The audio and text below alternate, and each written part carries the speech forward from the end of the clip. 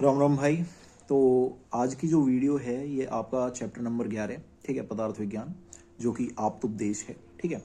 और इसको हम जो है इस वीडियो में कंप्लीट पढ़ेंगे, ठीक। तो आप्तोपदेश क्या है, सबसे पहले आपको ये पता होना चाहिए कि भाई जो प्रमाण होते हैं, प्रमाण में एक आता है शब्द प्रमाण। शब्द प्रमाण आप्तोपदेश को ही कहा जाता है। सबसे पहले आप्तोपदेश होता क्या है, सबसे पहले आप्तोपदेश होता क्या है मेरे भाई। आप्तोपदेश मतलब होता है कि आप्त के उपदेश, आप्त के उपदेश, आप्तोपदेश मतलब कि जो आप्त पुरुष द्वारा उपदेश दिए गए हैं।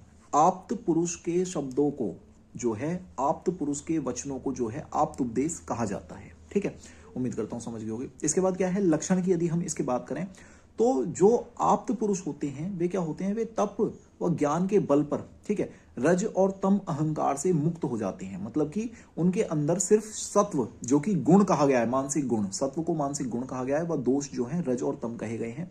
तो अपने ज्ञान और तप के बल पर वे जो है रज और तम से मुक्त हो जाते हैं। उनके भीतर जो है सिर्फ एक सत्व गुण किया जो है अस्तित्व रह जाता है, ठीक है। और वे जो है त्रिकालदर्शी होते हैं। उनको तीनों कालों का ज्ञान होता है, भूत, वर्तमान, भविष्य, वे सब कुछ देख सकते हैं। उनके पास इतनी शक्ति आ जाती है क्योंकि उन्होंने अपने रज और तम अहंकार को ज्ञान व बल के आधार पर नष्ट कर दिया है, ठीक है, खत्म कर दिया है। इसके बाद जो है उनकी जो ज्ञान शक्ति होती है, जो उनका अपना ज्ञान होता है, वो इतना प्रबल होता है, इतना प्रचंड होता है, इतना विशाल होता है कि वह कभी खत्म नहीं होता, ठीक है। बहुत ज्ञानी पुरुष कहे जाते हैं।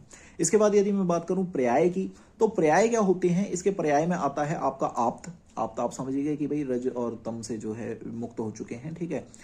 ऐसे पुरुष, ठीक है, जो अपने ज्ञान व बल से मुक्त हो चुके हैं रजतम से, ठीक है, जो मानसिक दोष कहे गए।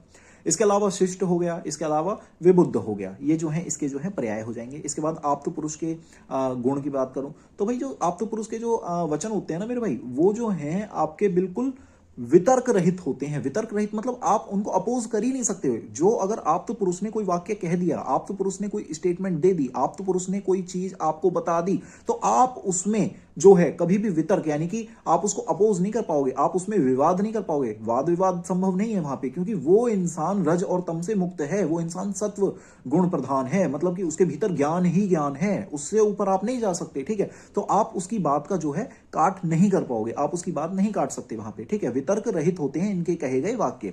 इसके बाद जो है इनकी जो स्मरण शक्ति होती है, इनकी जो ज्ञान शक्ति होती है, वो इतनी ज्यादा होती है, इतनी ज्यादा होती है कि आप उससे जो है पार नहीं पा पाओगे, ठीक है। ये स्मरण शक्ति, ज्ञान शक्ति से जो है परिपूर्ण होते हैं, भरे हुए होते हैं, ठीक है। इसके बाद क्या है, इन्हें जो है किसी से ना तो मोह होता है, ना किसी से प्रेम होता है, ना किसी से द्वेष होता है, ना किसी से ईर्ष्या होती है, ना इन्हें किसी से घृणा होती है। ये अपनी दुनिया में मस्त होते हैं भाई। ये वे लोग हैं जो मोक्ष को पाने वाले हैं, ठीक है, जो अपने रजतम से मुक्त होकर जो अपनी समझ चुके हैं भाई जीवन का उद्देश्य कि भाई ये जो आत्मा है उस परमात्मा का अंश है, ये आत्मा जो है उसमें विलीन हो जाएगी। तो ये इतने परम ज्ञानी होते हैं कि भाई इन्हें मतलब नहीं है दुनिया से। ये तुम इनका बुरा करो अच्छा करो, इन्हें किसी से ना कोई मतलब है, ना इन्हें जो है कोई द्वेष है, ना तुमसे प्रेम है, कुछ भी कर लो, इन्हें कोई मतलब नहीं, ठीक है। ये अपने आप में मूर्त रूप में जो है एक तरह के ईश्वर हैं, ठीक है। इसके बाद यदि मैं बात करूं आप्तोपदेश की, तो आप्तोपदेश जो है दो प्रकार के बताए गए हैं। सबसे पहला है लौकिक, दूसरा है अलौकिक। जब एक निर्धारित समय सीमा में, जैसे कि 400 साल पहले, 500 साल पहले, कोई व्यक्ति अपने ज्ञान व तप के बल के आधार पर खुद आप्त पुरुष हो जाता है, वह जन कल्याण में उपदेश करता है, ज्ञान देता है, तो उसके वचनों को लौकिक आप्तोपदेश कहा जाता है और वह पुरुष लौकिक आप्त पुरुष है। उसके बाद है अलौकिक। अलौकिक क्या है भाई, जिसका भाई कोई यानी कि एक पर्टिकुलर पैरामीटर नहीं है, कोई टाइम लिमिट नहीं है कि भाई उस समय कही गई, उस समय कही गई। अब जैसे हमारे वेद शास्त्र हैं, ठीक है, वेद हो गए, शास्त्र हो गए, या हमारी जो लिखी हुई श्रुतियां हैं, ठीक है, जो हम सुनते हुए आ रहे हैं बड़े बुड्ढों से, ठीक है, तो उनका कोई टाइम ड्यूरेशन नहीं है कि वो कितनी पुरानी है। जैसे वेद शास्त्र हैं, ये कहे जाते हैं ये अजन्मे है, ठीक है, ये जो है हमेशा से थे, हमेशा रहेंगे, ये सनातन है अपने आप में, ठीक है। सूरज है, सूरज कब से ना जाने उदय हो रहा, कब तक उदय होता रहेगा, ठीक है। ये सारी जो चीजें हैं ना, जो यानी कि आपकी जो फिजिकल वर्ल्ड में नहीं, पर हाँ वे ऐसी चीज हैं कि वे झूठ नहीं है, वो परम सत्य है, वो उस लेवल का सत्य है कि उस बात को कोई काट नहीं सकता। जैसे कि वेदों में जो कुछ लिखा है, जो श्रुतियों से हमें ज्ञान प्राप्त हुआ है, वो ज्ञान इतना ज्यादा प्योर है कि भाई वो परम सत्य है, वो कट नहीं सकता, उसका जो है वितर्क नहीं हो सकता, ठीक है। तो ऐसे ज्ञान को, ठीक है, क्या कहते हैं, अलौकिक आप्तुपदेश, ठीक है। और वहीं पे जो लौकिक है उसमें आप आचार्य चरक हो गए, सुश्रुत हो गए, भाई इनका एक टाइम था कि भाई उस टाइम पे आए थे, इन्होंने जो है ज्ञान दिया, इनके जो सारे शब्द हैं, वचन हैं, वे हम जो है एज इट इज ग्रहण करते हैं, चिकित्सा में एज इट इज फॉलो करते हैं। इन्होंने अगर कह दिया भाई ये लक्षण वात के हैं तो हम उसको वात ही मानते हैं और वात की ही चिकित्सा करते हैं, तो ये लौकिक में आ जाएंगे, क्योंकि उनका एक पता है कि भाई हाँ ये ड्यूरेशन था, उस समय पे ये मौजूद थे, ठीक है। इसके बाद भाई आता है शब्द। शब्द क्या है? शब्द मेरे भाई जब वर्णों के योग से, यानी कि जब बहुत सारे अक्षर होते हैं ना, आ ई उ, जब वर्णों के योग से, वर्णों के मिलने से, ठीक है, जिसकी उत्पत्ति होती है, जो वर्णों के योग से, वर्णों के मिलने से उत्पन्न हुआ है, जिसका अपना एक अर्थ होता है, जिसका अपना एक अर्थ होता है, उसे शब्द कहते हैं, ठीक है। शब्द जो है बेसिकली 4 प्रकार के होते हैं। पहला है दृष्टार्थ, दूसरा है अदृष्टार्थ, तीसरा है असत्य और चौथा है अनर्थ, ठीक है। अब क्या है दृष्टार्थ की यदि हम बात करें तो ऐसे शब्द जिन्हें आप इंद्रियों से ग्रहण कर सकते हो, मतलब कि एक पर्टिकुलर मैंने स्टेटमेंट दी और वो चीज आपको दिख सकती है, वो चीज आप प्रैक्टिकली फील कर सकते हो, ग्रहण कर सकते हो जाके, ठीक है। जैसे कि मैं आपको इसके मैं एग्जांपल बताता हूँ कि असात्म इंद्रियार्थ संयोग, प्रज्ञा अपराध और जो काल परिणाम है, ठीक है, इनसे जो है दोष जो है कुपित हो जाते हैं। दोष जो है वृद्धि या क्षय को प्राप्त करके रोग को उत्पन्न कर देते हैं, ठीक है। तो पर्टिकुलरली यदि कोई व्यक्ति असात्म इंद्रियार्थ संयोग करेगा, असात्म इंद्रियार्थ संयोग मतलब कि भाई मान लो कोई आंख है, तुम्हारी आंख देखने के लिए है, अब तुम पूरे दिन ही फोन देख रहे हो, तो भाई रोग उत्पन्न होगा, मतलब कि आंख जो है, आंखों से रिलेटेड दिक्कत हो जाएगी। कान है सुनने के लिए, हाँ भाई सुनने के लिए, ठीक है, कोई बात नहीं। अब पर कान सुनने के लिए है तो इसका मतलब ये थोड़ी तुम 24 घंटे कान में लीड लगा के फुल आवाज में गाने सुनते रहो, ठीक है, तो रोग उत्पन्न होंगे, ठीक है, दोष जो है प्रकोपित हो जाएंगे, ठीक है। इसके अलावा प्रज्ञा अपराध हो गया। प्रज्ञा अपराध में क्या है कि भाई प्रज्ञा मतलब ज्ञान, ठीक है, अपराध मतलब ज्ञान का अनादर, ठीक है, अपराध मतलब अनादर, ठीक है, ज्ञान का अनादर करोगे तो भी जो है रोग उत्पन्न होंगे। जैसे कि भाई तुम्हारे बड़े बुड्ढों ने बताया भाई सूर्य ग्रहण पड़ता है, तो सूर्य ग्रहण जब पड़ता है उस समय जो है सूर्य को नहीं देखना चाहिए, नहीं तो अंधे हो जाते हैं, ठीक है। उसके बावजूद पता है कि वह जो ये जो चीज है ना, ये जो सूर्य है, ये सूर्य यदि मैं देखूंगा, सूर्य ग्रहण को देखूंगा तो मेरे को जो है आंखों से रिलेटेड समस्या हो सकती है, पर इवन देन यदि आप देख लेते हो तो आप प्रज्ञा अपराध कर रहे हो। आप जानते हो कि भाई खाना खाने के बाद जो है पानी नहीं पीना चाहिए एक थोड़े समय के लिए, ठीक है, और उसके बावजूद भी यदि आप खाना खाने के बाद जो है पानी पी रहे हो तो आप प्रज्ञा अपराध कर रहे हो, ठीक है। और उसे ही के बाद जो है काल परिणाम से कि भाई हाँ काल है, ऋतु संधिहारी है, ठीक है, मौसम बदल रहा है तो उस वजह से बीमार हो गए या कुछ भी, ठीक है। तो ये सब जो है आप फील कर सकते हो। ये जो मेरी स्टेटमेंट थी कि भाई आसात्मी इंद्रियार्थ संयोग, ठीक है, या आपका जो प्रज्ञा अपराध है, ठीक है, परिणाम है, काल परिणाम, ठीक है, इनसे जो है रोगों की उत्पत्ति होती है, दोष प्रकोपित हो जाते हैं, ठीक है। तो ये चीज आप फिजिकल वर्ल्ड में देख सकते हो। इसी प्रकार से मैं कहूँ कि भैया खाना खाने के बाद पाचन जो है अच्छा रखने के लिए जो है पानी कुछ समय के लिए नहीं पीना चाहिए। खाना खाने के बाद पानी मत पियो, खाना खाते हुए पानी पी लो थोड़ा बहुत, ठीक है।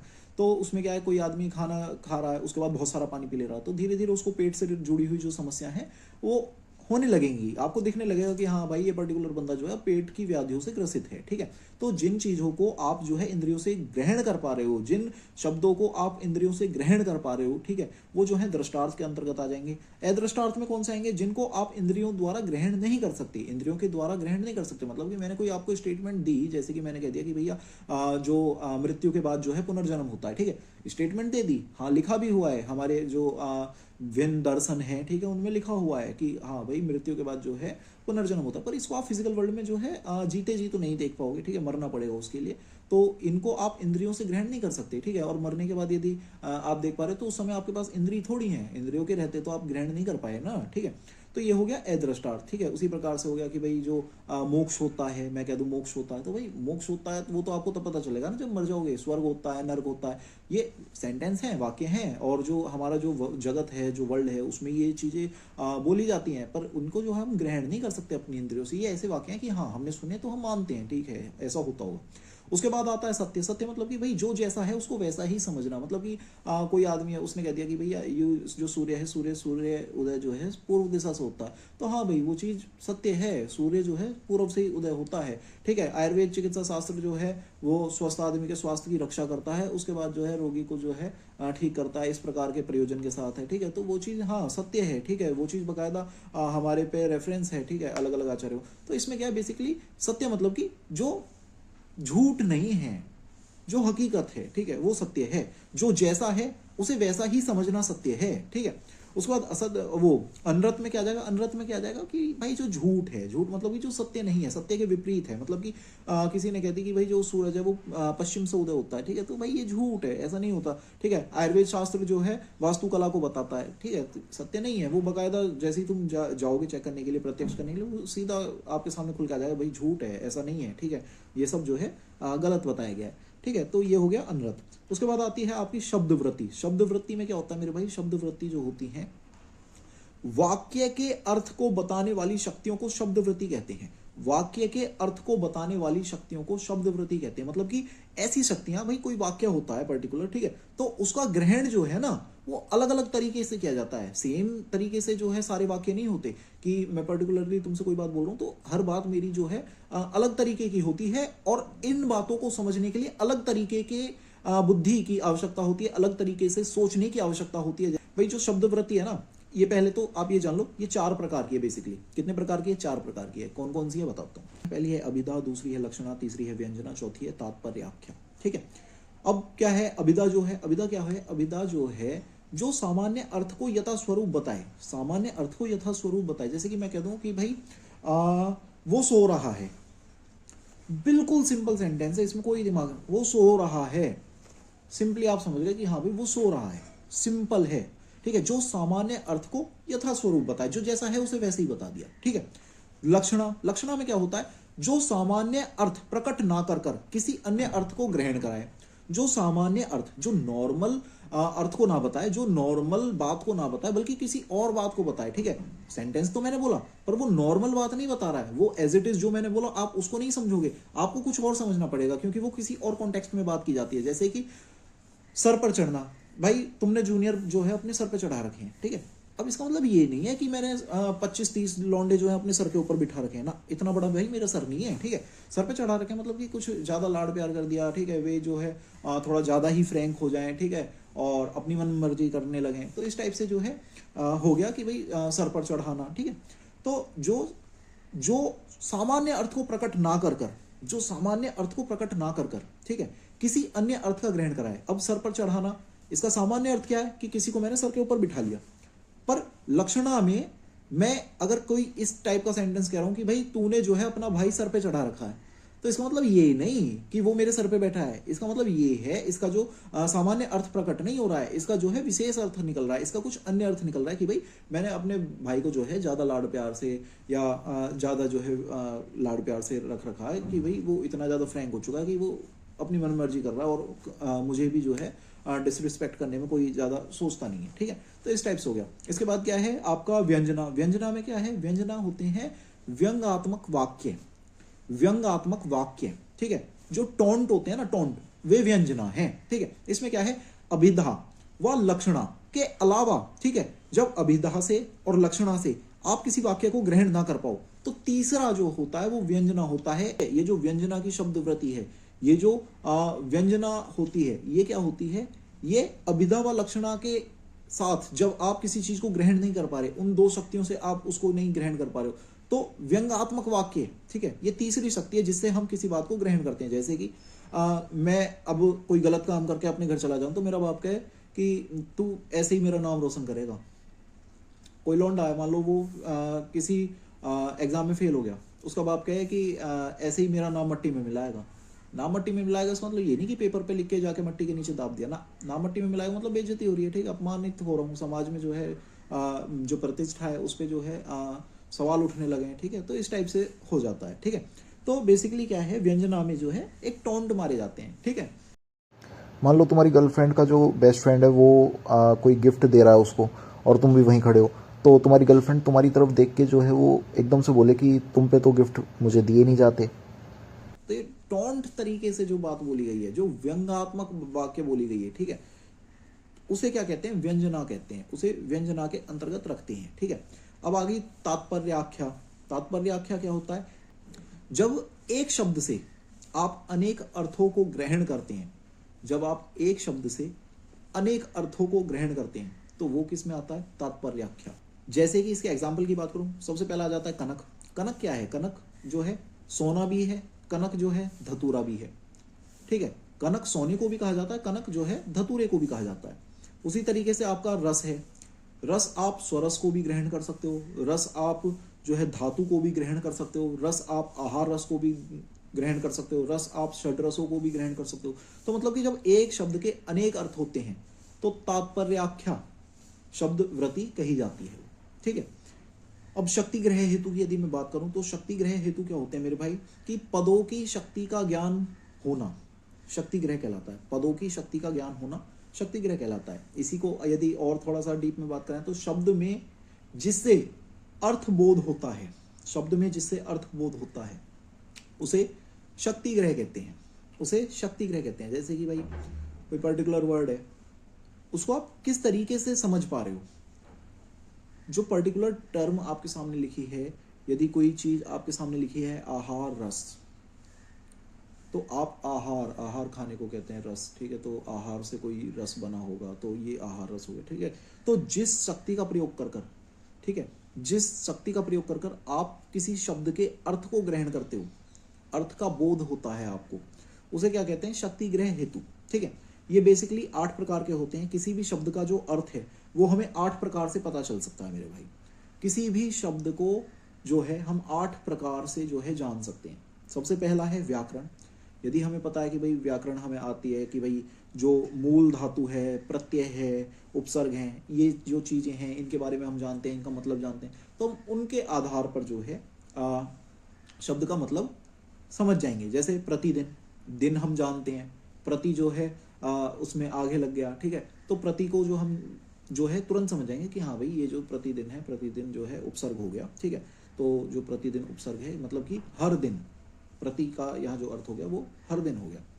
ठीक है, प्रति वर्ष, ठीक है, प्रति व्यक्ति, हर व्यक्ति। ठीक है, तो इस टाइप से हो गया। यानी व्याकरण, जब आप मूल धातु, प्रत्यय, उपसर्ग को देखकर शब्द का ग्रहण करें तो उसको क्या कहते हैं, व्याकरण। दूसरा होता है आपके पास उपमान। उपमान में क्या होता है, कोई अप्रसिद्ध चीज होती है, कोई अप्रसिद्ध जो शब्द होता है उसकी आप तुलना किसी प्रसिद्ध शब्द से करें। कोई अप्रसिद्ध शब्द है, ठीक है, उसकी तुलना यदि आप किसी प्रसिद्ध शब्द से करें तो उसका जो है उपमान के अंतर्गत आ जाता है। जैसे कि कोई आदमी है भाई, उसने जो है किडनी नहीं देखी, वो कह रहा है भाई मैंने वृक नहीं देखा, तो उसको जो है आप राजमा दिखा दो कि भाई राजमा देखा, ये जो है ये, ठीक है, राजमा भाई प्रसिद्ध है ना, राजमा प्रसिद्ध है। जो वृक है, जो किडनी है, वो हर कोई थोड़ी देख पाता है। तो ये जो राजमा है ऐसी दिखती है किडनी। किसी ने कोई कह रहा है कि भाई मुझे दिमाग देखना, आप खोल के तो तुम नहीं दिखा सकते किसी का, तुम अखरोट फोड़ के दिखा दो भाई ये दिख रहा है, ऐसा सा होता दिमाग। ठीक है, तो ये जो आ गया ये उपमान के अंतर्गत आ गया। इसमें आपने क्या करा, अप्रसिद्ध, ठीक है, अप्रसिद्ध शब्द को जो है किसी प्रसिद्ध शब्द से तुलना करके जो है उसे ग्रहण कर लिया। ठीक है, उसके बाद जो है आपका कोश। कोश मतलब होता है भाई डिक्शनरी। ठीक है, अब कोश में क्या है भाई, जब एक शब्द के अनेक अर्थ होते हैं, एक शब्द के अनेक अर्थ होते हैं तो वो किसके अंतर्गत आ जाते हैं, कोश के अंतर्गत आ जाते हैं। आप्तवाक्य, आप्तवाक्य मतलब किसी आप्त पुरुष ने बताया है कि भाई ये जो शब्द है इसका अर्थ ये है। ठीक है, ये जो चीज है इसका अर्थ ये है, तो वो जो है उसे एज इट इज आप ग्रहण कर लो कि हाँ भाई जो हमारे आचार्य हैं उन्होंने बताया वात पित्त कफ 3 दोष होते हैं, तो आप सोच ही नहीं रहे आगे की बात, आपने मान लिया कि हाँ भाई वात पित्त कफ 3 दोष होते हैं। तो ये किस में आ गया, आप्तवाक्य में। ठीक है, उसके बाद व्यवहार। व्यवहार में मतलब कि भाई बड़े बुढ़े होते हैं। ठीक है, बड़े बुढ़े क्या करते हैं, कुछ चीजें जो है करते हैं, तो जो बच्चा होता है, बच्चा अपने बड़े बुढ़ों को देख के जो है समझ पाता है, समझता है शब्दों को। जैसे कि कोई बड़ा बुढ़ा है, वो कह रहा है, मान लो किसी का बाप है, ठीक है, आप छोटे हो बहुत ज्यादा, आपके बाप ने कही कि भैया शांति जाइयो एक गिलास पानी लेके आ। ठीक है, तो आप छोटे से हो, आपने देखा, आपको बोलना नहीं आता, आपको नहीं ज्ञान कुछ भी, आपने देखा कि भाई मेरे बाप ने बोला शांति जा पानी लेके आ, तो ये जो औरत है मेरी माँ, ये जो है एक गिलास में कुछ लाई और वो इसके हाथ में दिया और इस आदमी ने वो पी लिया। ठीक है, तो आप जो है सिर्फ उस चीज से देख देख के भी व्यवहार में, वो चीज व्यवहार में आ रही है, वे शब्द जो है व्यवहार में आ रहे हैं। ठीक है, कोई आदमी है पेन लेके ऐसे ऐसे कर रहा है, तो बच्चा है, बच्चा देख रहा है, तो वो जो है लिखना जो शब्द है वो व्यवहार में देखा है उसने कि ऐसे, जब तुम किसी पन्ने पे पेन से कुछ लिख रहे हो तो उसे लिखना कहते हैं। ठीक है, तो व्यवहार में जब कोई शब्द प्रयोग में होते हैं, बड़े बुढ़ों के व्यवहार में जब कई शब्द हम देखते हैं तो उनसे भी हमें जो है कुछ काफी ज्यादा शब्द जो होते हैं वे ग्रहण होते हैं, पता चलते हैं कि हाँ भाई ये होता है। ठीक है, उसके बाद वाक्य शेष। वाक्य शेष क्या होता है कि वाक्य में बिना प्रयोग हुए भी जो है कुछ चीजों का अर्थ ग्रहण हो जाता है। ठीक है, वाक्य में जो आप स्टेटमेंट दोगे, ठीक है, मान लो मैं कोई स्टेटमेंट दूं, तो उसके बाद जो है आपको बिना बताए भी, मैं बल्कि बताऊंगा नहीं कि भाई ये है क्या चीज, इवन देन आप जो है समझ जाओ उसको, जैसे कि मेरी दादी क्या ही करती थी कि भाई 4 हलन चलन 4 छोटे बर्तन 2 सुख लकड़ी 1 लम लटकन, ठीक है। तो इसमें क्या है बेसिकली कि 4 हलन चलन मतलब कि 4 चलने में प्रयोग होने वाले, ठीक है। 4 छोटे बर्तन मतलब कि जिसके अंदर दूध भरा हुआ रहता है, ठीक है। 2 सुख लकड़ी मतलब कि सींग हो गए उसके, 1 लम लटकन मतलब कि पूंछ हो गई उसकी। कौन है भाई, गाय हो गई ना सीधी, ठीक है। बल्कि गाय का कहीं इसमें जो है रेफरेंस नहीं है कि भाई मैं गाय बोला आपको कि मैं गाय की बात कर रहा हूँ, नहीं, मैंने सीधा बोला कि भाई 4 हलन चलन 4 छोटे बर्तन 2 सुख लकड़ी 1 लम लटकन, ठीक है। आप समझ गए गाय की बात कर रहा है ये इंसान। मैं कहूँ भाई एक विशाल जानवर जिसकी सूंड होती है, आप तुरंत समझ गए कि हाथी की बात कर रहा है, ठीक है। एक विशाल जानवर जिसकी बहुत ऊंची गर्दन है, ठीक है, आप समझ गए जिराफ की बात कर रहा है, ठीक है। तो ये क्या है, वाक्य शेष हैं, इनमें हमने डायरेक्टली नहीं बताया आपको कि भाई मैं किसकी बात कर रहा हूँ। इवन देन आप समझ गए हो कि हाँ भाई ये बात इस चीज की कर रहा है पर्टिकुलरली, ठीक है। उसके बाद क्या है, विवर्ती की मैं बात करूँ। विवर्ती में क्या होता है, एक शब्द के अनेक अर्थ होने से, ठीक है, जब शब्द का आपको साथ में रेफरेंस देना पड़े। अब भाई कोई चीज है, मान लो मैं कहूँ कि उस लड़की को जो है सोना पसंद है, उस लड़की को सोना पसंद है, ठीक है, या उस लड़की को सोने की चीज पसंद है। तो आप ये नहीं सोचोगे कि आपका कंबल गद्दा तकिया, ये नहीं सोचोगे। यहाँ आप तुरंत समझ जाओगे कि सोने की चीज पसंद है, मतलब यहाँ धातु की बात चल रही है, सोने धातु की बात चल रही है, ठीक है। यहाँ सोना मतलब आप सोने वाला निद्रा वाला सोना नहीं सोचोगे, ठीक है। तो ये क्या हो गया, विवर्ती। जब एक शब्द के अनेक अर्थ होते हैं तो पर्टिकुलरली एक वर्ड के साथ जो है उसका रेफरेंस आ जाता है कि भाई हाँ ये जो पर्टिकुलर कॉन्टेक्स्ट है, ये जो सेंटेंस है, ये जो बात है, ये इस कॉन्टेक्स्ट में कही जा रही है, ठीक है। तो वो पर्टिकुलरली आपको समझ में आ जाती है। उसके बाद आ गया आपका सानिध्य। सानिध्य मतलब कि जब किसी प्रसिद्ध शब्द के साथ, किसी प्रसिद्ध शब्द के साथ कोई अप्रसिद्ध शब्द जुड़ा होता है ना, तो उसको ग्रहण कर लिया जाता है, वो समझ में आ जाता है, खुद से आ जाता है। जैसे कि कल रात में आंवले के बारे में पढ़ रहा था, तो वहां पे एक आता है कि जो आंवला है, आंवला हरिताभ होता है, हरिताभ होता है, हरिताभ होता है। तो यहाँ बेसिकली मैं तुरंत समझ गया कि भाई हरिताभ में इसका मतलब सिंपल सा है कि भाई हरे रंग का होता है। और हरे रंग से क्या मतलब है, हरे रंग का होता है मतलब कि वो क्लोरोफिल युक्त होता है। तो सिंपली सिर्फ वहां आंवले की बात चल रही है, आंवले की बात चल रही है, आंवले को पढ़ रहा हूं द्रव्य गुण के, इवन देन हरिताभ शब्द देख के आंवले से कोरिलेट करके मैं तुरंत समझ गया हरे रंग का जिसमें क्लोरोफिल भरा हुआ होता है उसको हरिताभ कहते होंगे, यही इसका मतलब। और हकीकत में यही इसका मतलब होगा, अभी मुझे खैर इतना पता है नहीं, ठीक है। उसके बाद हो गया आपका सानिध्य भी हो गया। इसके बाद वाक्य स्वरूप की यदि मैं बात करूं, वाक्य स्वरूप क्या है, शब्दों का ऐसा समूह जिसका कोई सार्थक अर्थ निकलता हो तो उसे वाक्य स्वरूप कहते हैं, ठीक है। शब्दों का ऐसा समूह जिसका कोई सार्थक, ठीक है, जो एक लॉजिकल बात निकलती हो, उसे जो है आपका वाक्य स्वरूप कहते हैं। वाक्य अर्थ हेतु, वाक्य अर्थ हेतु जो है, वाक्य का जो अर्थ है उसको बताने वाले 3 हेतु होते हैं। पहला होता है आकांक्षा होनी चाहिए, जो वाक्य है उसमें आकांक्षा होनी चाहिए। दूसरा योग्यता होनी चाहिए। तीसरा सन्निधि होनी चाहिए, ठीक है, सन्निधि। अब क्या है, आकांक्षा मतलब होता है भाई कि वाक्य के जो शब्द हैं वे अर्थबोधक हों। वाक्य के जो शब्द प्रयोग करें आपने, जो वाक्य में शब्द आप बोल रहे हो, उनका अर्थ समझ में आना चाहिए, उनमें आकांक्षा होनी चाहिए, वो ग्रहण होने योग्य हो, वो समझ में आए, ठीक है। उसके बाद दूसरी है योग्यता। योग्यता में क्या है कि वाक्य में प्रयुक्त शब्द योग्य होने चाहिए, ठीक है। वाक्य में प्रयुक्त शब्द योग्य होने चाहिए, असंभव अर्थ को जो है वो उत्पन्न ना करें। जैसे कि मैं पढ़ा कहूं कि यार कल रात सूरज धरती पे गिर गया था, ठीक है। तो यहाँ पे पहली बात जो मैं एक इस वाक्य कह रहा हूं ना, ये है ही गलत, क्योंकि भाई सूरज धरती पे नहीं गिर सकता, धरती सूरज पे गिर सकती है क्योंकि सूरज बड़ा है, समझ रहे हो। मतलब कि वाक्य में प्रयुक्त शब्द जो है वे योग्य होने चाहिए, ये नहीं कि मजाक की बात कर दी, ठीक है। असंभव अर्थ उत्पन्न ना हो उनसे, ठीक है, तो उसे क्या कहते हैं, योग्यता। योग्य शब्दों का चयन हो वाक्य के अंदर। उसके बाद क्या है, सनिधि। सनिधि में क्या आता है, आपका 2 शब्द के बीच में काल अवरोध ना हो। जैसे कि आप कहो पानी, थोड़ी देर चुप हो गए, बह रहा है। अब इतनी देर में पानी वाली बात तो वहीं खत्म हो गई, पानी, पानी के बाद तुम कुछ बोले थोड़ी, और थोड़ी देर बाद बोल रहे हो बह रहा है, थोड़ी देर बाद तुमने बोला बह रहा है। इसमें सिंपल हो गया कि भाई पानी बह रहा है। आदमी क्या पागल है क्या बह रहा है? वो चीजें जो है अब अलग हो चुकी हैं। काल अवरोध आने से वो दोनों अपने आप में अलग वाक्य हो गए।